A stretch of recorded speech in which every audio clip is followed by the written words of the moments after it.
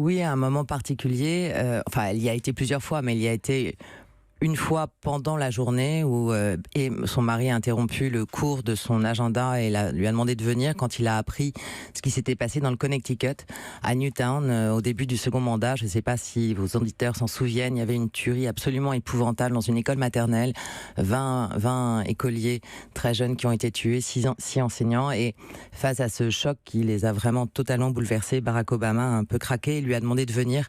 Elle raconte cette scène qui est très poignante. Et puis, elle se raconte elle-même, sa vie de couple, sa vie de femme également. Oui, qu'elle livre avec une sincérité qu'on n'attendait peut-être pas. Elle raconte les difficultés qu'elle a eues.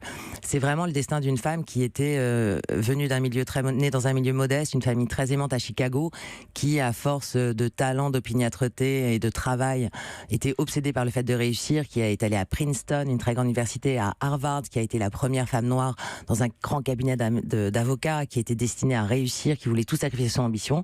Et puis un jour, on lui demande de superviser un stagiaire.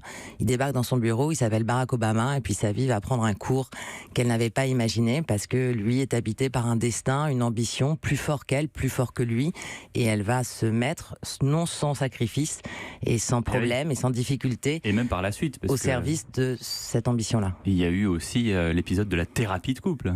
Oui, bien sûr, ça a été un peu compliqué, et là, beaucoup de femmes, je pense, se retrouveront dans son récit, parce que il est sénateur de l'Illinois, il est pas souvent là, elle est obligée d'accepter un travail qui est peut-être qui la passionne, mais qui est un peu en dessous de ce qu'elle aurait imaginé.